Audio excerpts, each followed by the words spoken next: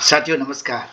मैं पुनः हाजिर हूँ आपके समक्ष यूनिट सेकंड के फिर नए 10 प्रश्न लेके। पहला प्रश्न है, कोशिका चक्र क्या होता है। कोशिका विभाजन के फलस्वरूप जब समसूत्र विभाजन होता है तो एक केंद्रक से दो केंद्रकों में बढ़ जाता है, जिससे एकमात्र कोशिका दो संतति कोशिकाओं में विभाजित हो जाती है। प्रत्येक संतति कोशिका का केंद्रक कोशिका विभाजन से पूर्व उपापचयन की दृष्टि से सक्रिय रहता है। कोशिका विभाजन से पूर्व उपापचयन की दृष्टि से सक्रिय इस केंद्र की इस अवस्था को अंतरावस्था या इंटरफेज कहा जाता है। इंटरफेज और समसूत्री विभाजन दोनों मिलकर कोशिका चक्र का निर्माण करते हैं। तो कोशिका चक्र की विभिन्न अवस्थाओं की खोज करने वाले वैज्ञानिक का नाम हार्वर्ड और पेल्क था, जिन्होंने 1953 में इसकी खोज की थी कि जो कोशिका चक्र है वह इंटरफेज और डिवीजन फेज यानी कि समसूत्री विभाजन से मिलकर के बना होता है। जो इंटरफेस होती है वो तीन प्रावस्थाओं में पुनः विभाजित हो जाती है, जिन्हें G1, S और G2 कहा जाता है, और विभाजन अवस्था को M कहा जाता है। इस प्रकार कोशिका चक्र में कुल 4 अवस्था है। G1 प्रारंभिक वृद्धि काल, S DNA संश्लेषण की अवस्था, G2 द्वितीय वृद्धि काल और M उपावस्था या समसूत्री विभाजन की अवस्था होती है। समसूत्री विभाजन क्या होता है। सूत्री विभाजन जनन कोशिकाओं को छोड़कर शरीर की अन्य सभी शरीर के निर्माण करने वाली कोशिकाओं को कायिक कोशिका कहा जाता है, और कायिक कोशिकाओं में होने वाला विभाजन समसूत्री विभाजन कहलाता है। डब्ल्यू फ्लेमिंग ने 1882 में सबसे पहले दही कोशिकाओं में इस विभाजन का उल्लेख किया था। सामान्य रूप से विभज्योतक या मेरिस्टेमिक कोशिकाओं में होने वाले विभाजन को समसूत्री विभाजन कहा जाता है। इस विभाजन में गुणसूत्रों की गतिविधि का पूर्ण विवरण जो है डार्ली घटक ने दिया था। मायोसिस में होने वाली घटनाओं को इंटरफेज, केंद्र का विभाजन जिसे कैरियोकाइनेसिस कहते हैं, और कोशिका द्रव्य का विभाजन जिसे साइटोकाइनेसिस में विभाजित किया जाता है। कैरियोकाइनेसिस को प्रोफेज, मेटाफेज, एनाफेज और टीलोफेज में विभाजित किया जाता है।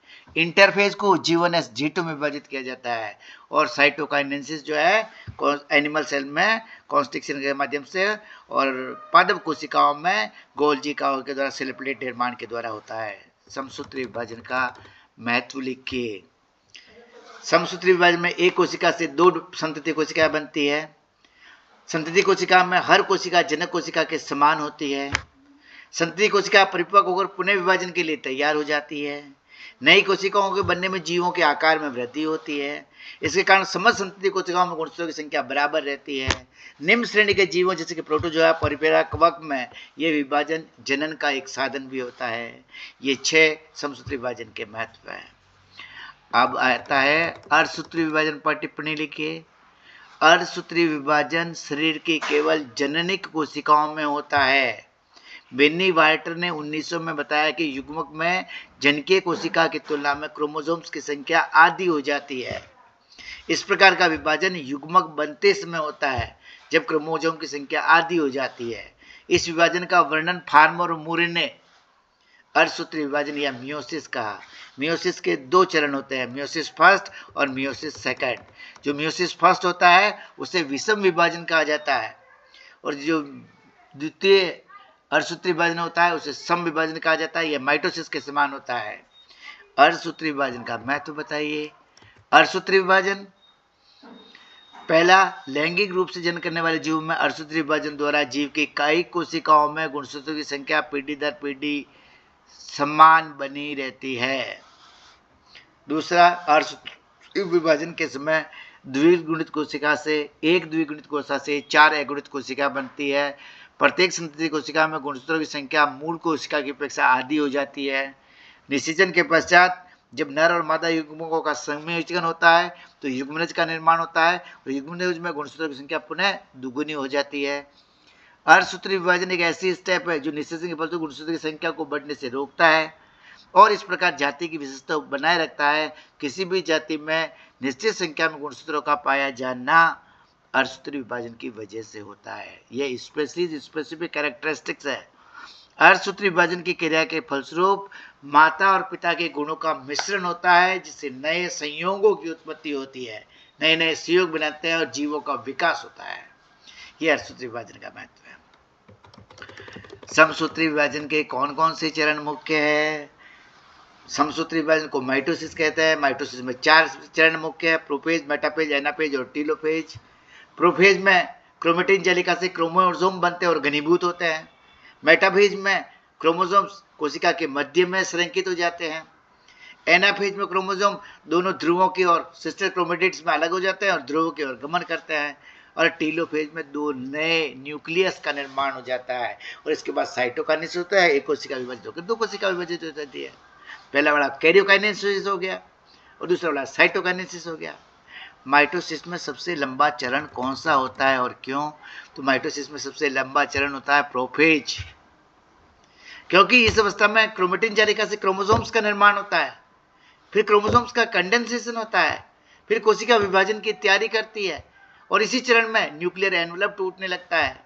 इसी में स्पिंडल फाइबर का निर्माण होता है और इसके अलावा क्रोमोसोम्स को सही तरीके से व्यवस्थित करने में भी समय लगता है। इसलिए माइटोसिस का जो प्रोसेस होता है वो सबसे लंबा चरण है। मियोसिस के कितने चरण होते हैं और क्यों? मियोसिस में 2 चरण होते हैं, मियोसिस फर्स्ट और मियोसिस सेकंड। मियोसिस फर्स्ट में होमोलोगस क्रोमोसोम्स अलग होते हैं और मियोसिस सेकंड में सिस्टर क्रोमेटिड्स अलग होते हैं। ये खास बात है। मियोसिस फर्स्ट में क्रॉसिंग ओवर होता है जो जेनेटिक डाइवर्सिटी या आनुवंशिक विभिन्नता उत्पन्न करता है, और मियोसिस सेकंड में माइटोसिस के समान होता है जो में क्रोमोसोम समान रूप से विभाजित हो जाते हैं। मियोसिस में क्रॉसिंग ओवर क्या है और इसका क्या महत्व है? मियोसिस फर्स्ट के प्रोफेज फर्स्ट चरण में होमोलोगस क्रोमोसोम्स के बीच में जीनों का आदान प्रदान होता है। इससे आनुवंशिक विभिन्नता उत्पन्न होती है। यह जीवों में अनुकूल और प्रजनन क्षमता में वृद्धि करता है। क्रॉसिंग ओवर के कारण प्रत्येक संतति कोशिका का जीनोटाइप अलग अलग होता है जो प्रजातियों के विकास में सहायक होता है। अब ये बात भी याद रखनी है, प्रोफेज लंबा है मियोसिस का। लेप्टोटीन, जाइगोटीन, डिप्लोटीन, डाइकाइनेसिस इन अवस्थाओं में विभाजित होता है। तो जाइगोटीन में पेयरिंग होती है और पैकाइटीन में क्रॉसिंग ओवर होता है। ये बात खास याद रखनी है। माइयोसिस और माइटोसिस के परिणाम स्वरूप बनने वाली कोशिकाओं में क्या अंतर है? मियोसिस के फलस्वरूप 1 से 4 संतति कोशिकाएं बनती है। प्रत्येक कोशिका में गुणसूत्रों की संख्या मूल कोशिका के आधे गुणसूत्र होता है, आधे क्रोमोसोम। माइटोसिस में एक कोशिका से 2 संतति कोशिका बनती है जिनमें क्रोमोसोम्स की संख्या मूल कोशिका के समान होती है। मियोसिस में संतति कोशिकाएं अनन्य होती है, जनन कोशिकाएं उत्पन्न होती है। माइटोसिस में शरीर के सामान्य कोशिकाओं का निर्माण होता है। माइटोसिस और मियोसिस के बीच मुख्य अंतर क्या है? माइटोसिस एक कोशिका के समान 2 संतति कोशिकाओं में विभाजित होती है। मियोसिस में एक कोशिका 4 संतति कोशिकाओं में विभाजित होती है।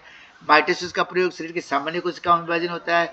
मियोसिस का प्रयोग जनन कोशिकाओं के उत्पादन में होता है।